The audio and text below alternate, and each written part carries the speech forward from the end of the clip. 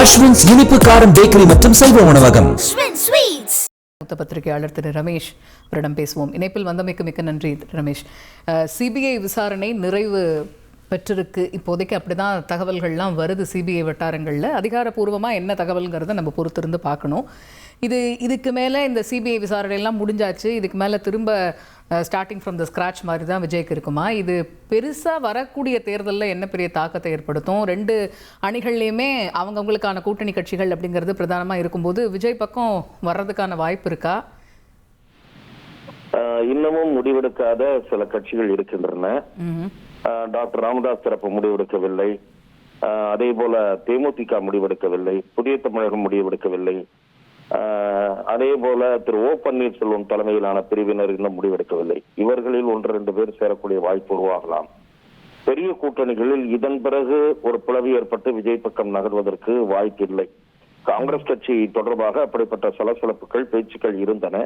ஆனால் அகில இந்திய காங்கிரசிடம் கருத்து தெரிவித்தவர்களில் பலர் திராவிட முன்னேற்ற கழக கூட்டணியில் நீடிப்பதற்கு ஆதரவு தெரிவித்ததாகவும், ஒரு சாரார் குறிப்பிட்ட சிலர் மட்டுமே தாவேகாவுடன் கூட்டணி சேர்கிற யோசனையை முன்வைத்ததாகவும் பல்வேறு பத்திரிகையாளர்களுக்கு கிடைத்த தகவல்கள் ஒரே மாதிரியாக இருக்கின்றன.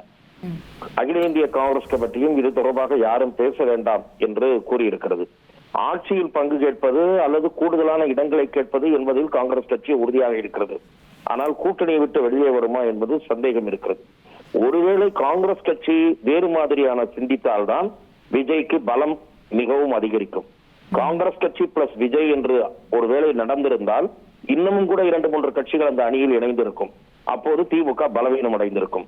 இப்போது அதற்கான சூழல் குறைந்திருப்பதாக தோன்றுகிறது. விஜய்க்கு 2 முறை சிபிஐ சம்மன் அனுப்பியது, ஜனநாயகன் படத்தில் ஏற்படுகிற வெளியிடுவதில் ஏற்படுகிற தாமதம், இதையெல்லாம் விஜய்க்கு சாதகமான அம்சங்களாகத்தான் மாறும் என்பது என் பார்வை. ஏதோ விஜய்க்கு நெருக்கடி கொடுப்பது போன்ற ஒரு தோற்றம் உருவாகும் மீடியாவில். பலரும் இது குறித்து விவாதிப்பார்கள். ஒரு பக்கம் படம் தாமதமாகிறது, ஒரு பக்கம் சிபிஐ 2 முறை அழைக்கிறார்கள் என்பதெல்லாம் விஜய்க்கு பரிவுணர்ச்சியை ஏற்படுத்தும். ஆனால் விஜய் சிபிஐ அழைத்து விசாரணை நடத்தாமல் இருந்திருந்தால் திராவிட முன்னேற்ற கழகமோ அல்லது வேறு 1-2 கட்சிகளோ பார்த்தீர்களா, பேருக்கு 2-3 பேரை அழைத்தார்கள், விஜயை அழைக்கவே இல்லை, ஆகவே விஜய் பிஜேபியினுடைய பி டீம் என்று வழக்கம் போல பல்லவியை பாடியிருப்பார்கள். ஆகவே விஜய்க்கு ஒரு நெருக்கடி அல்லது ஒரு பின்னடைவு என்பது இப்போது இந்த படம் வெளிவராததாலும் அடுத்த கட்ட அரசியல் நகர்வு நடத்த முடியாமல் இருப்பதாலும் ஏற்பட்டிருக்கிறது. ஆனால் படம் வெளிவருகிறதோ இல்லையோ, சிபிஐ விசாரணை நடக்கிறதோ இல்லையோ, அவர் தனது அரசியல் நிலைப்பாடுகளை அவ்வப்போது தெரிவித்து வர வேண்டும். ஆனால் அவர் இடையில் ஒரு பெரிய மௌனம் காக்கிறார். இது ஒரு அரசியல் விசாரணையும் ஒரு முட்டுக்கட்டையா இருந்திருக்கலாம் இல்லையா? அவர் தொடர்ந்து அவருடைய கருத்துக்களை சொல்றதுக்கும் மற்ற விஷயங்களுக்கும் இப்ப இந்த சிபிஐ விசாரணை அடுத்தடுத்து நடைபெற்று வருது. இதுல கவனம் செலுத்தணும். இல்ல சிபிஐ விசாரணை பற்றி கருத்து சொல்வதாக இருந்தால் கூட கூற முடியும். நான் இதுல குற்றவாளி கிடையாது, சாட்சி தான் அழைக்கப்பட்டிருக்கிறேன், போலீஸ் உரிய பாதுகாப்பு தரவில்லை என்பதுதான் ஏற்கனவே தாவேகாவுடைய நிலைப்பாடு.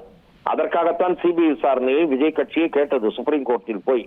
ஆகவே பொதுவாக அரசியல் பிரச்சனைகள் மீது கருத்து அல்லது கூட்டணிக்கான நகர்வு எதுவுமே விஜய் தரப்பில் காணப்படவில்லை. இது ஒரு சுணக்கம் என்று நான் பார்க்கிறேன். அதான் அந்த சுணக்கம் ஒரு பெரிய ஒரு மாற்றத்தை ஏற்படுத்திடாது இல்லையா தாவேகாவை பொறுத்த வரைக்கும்? ஏன்னா இப்ப திமுகவை பொறுத்த வரைக்கும் பெரிய மாற்றம் வரும் அப்படின்னு எதிர்பார்க்க முடியாது அப்படிங்கிறது இப்ப இருக்க வரைக்கும் ஒரு பார்வையா இருக்கு. ஏன்னா அந்த கூட்டணி கட்சிகள் எல்லாமே அங்கேயே தான் இருக்கிற மாதிரி தான் இருக்கு. இன்னொரு பக்கம் அதிமுகலயும் அப்படிதான் இருக்கு. இப்ப ஒரு பெரிய மூவ்மெண்டே இல்லையே டிவிகேல. அதுதான் இவர்கள் தேர்தல் அறிக்கை தயாரிப்பதற்கு ஒரு குழுவை அமைக்கிறார்கள்.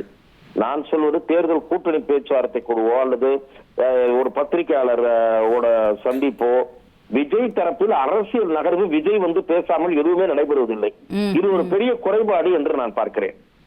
ஒரு விஜய் எப்போதாவது பொதுக்கூட்டம் பேசுகிறார், மற்ற நேரத்தில் அவ்வளவுதான், தாவேகா பத்தி நியூஸே இல்ல. நேற்று 2 நாளைக்கு முன்னாடி அந்த குழு வந்திருக்குன்ற நியூஸ் மட்டும்தான். இதெல்லாம் ஒரு பின்னடைவு. தேர்தல் நெருங்குகிற நேரத்தில் தினசரி அரசியல் நகர்வுகள் தாவேகாவில் நடைபெற வேண்டும். அது நடைபெறாதது ஒரு பின்னடைவு. நன்றி திரு ரமேஷ். அஸ்வின்ஸ் இனிப்பு காரம் பேக்கரி மற்றும் சைவ உணவகம்.